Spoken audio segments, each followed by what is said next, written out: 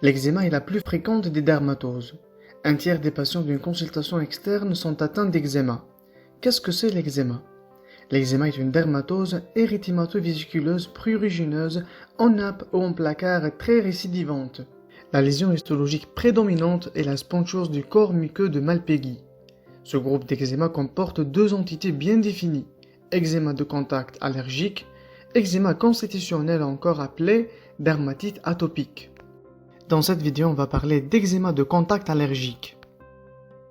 Les eczémas de contact sont des réactions allergiques d'hypersensibilité immunologique cellulaire classées dans le type 4 de la classification de Gell-Coombs.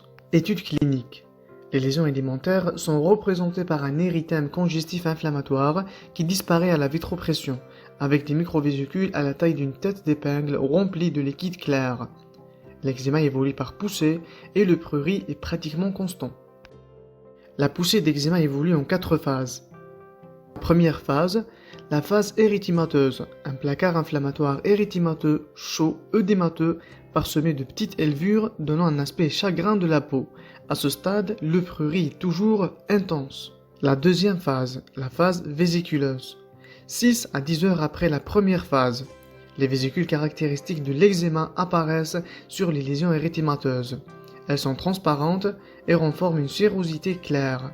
Elles peuvent confluer pour réaliser des petites bulles. Elles ne se limitent pas à la plaque érythémateuse, mais peuvent se voir à distance. La troisième phase, la phase de saintement. Les vésicules se rompent et laissent s'écouler un liquide séreux jaunâtre. Le placard se couvre alors de petites croûtes jaunâtres. La quatrième phase, la phase de réparation ou de desquamation. Le tégument prend un aspect érythémateux lisse. Rapidement, la rougeur diminue, la surface de la peau se craquelle et se couvre de squames fines. Ces squames tombent et la peau reprend son aspect normal. Les formes symptomatiques de l'eczéma. On a l'eczéma aigu de visage. Il est caractérisé par une rougeur intense œdémateuse avec saintement.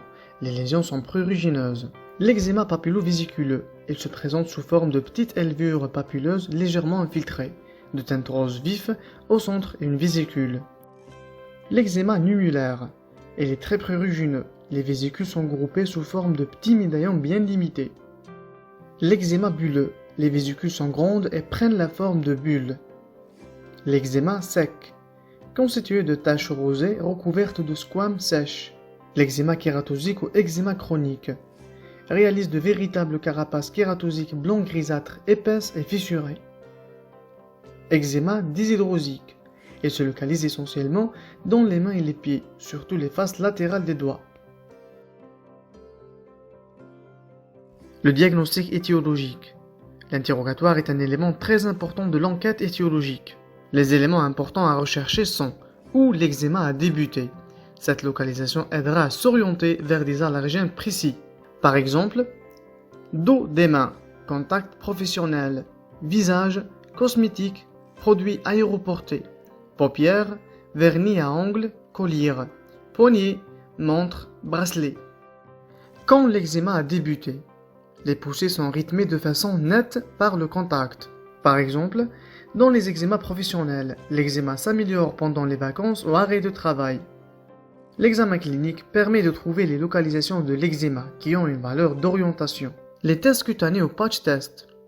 Ces tests doivent être orientés par l'interrogatoire et l'examen clinique. La technique. Sur la peau de dos, en dehors d'une poussée d'eczéma et à distance d'une corticothérapie, on applique la substance à tester, qu'on recouvre avec un support non allergisant, sous occlusion sur le dos pendant 48 heures. La lecture se fait 48 heures plus tard, une deuxième lecture à 72 heures et à 96 heures. Les résultats sont interprétés comme suit. Érythème simple, ça veut dire hypersensibilité retardée possible. Érythème et œdème, une hypersensibilité retardée probable. Vésiculation, HSR certaine. Bulle, une réaction intense. Une biopsie permet de confirmer le diagnostic. Les formes compliquées de l'eczéma. Les surinfections, rupture de la barrière cutanée par les vésicules est une porte d'entrée infectieuse. Passage à la chronicité.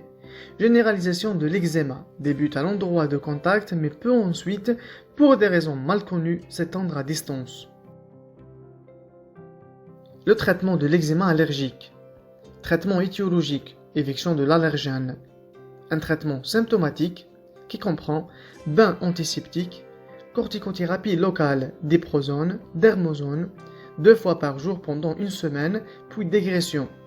L'antibiotique indiqué en cas de surinfection, macrolide, azithromycine, émollient et hydratant dès l'amélioration, antihistaminique sédatif. Traitement préventif, protection vestimentaire aux crèmes barrières, hygiène personnelle et de l'environnement, lavage fréquent des zones exposées, application de crème hydratante, lavage régulier des vêtements de travail, nettoyage quotidien du lieu de travail.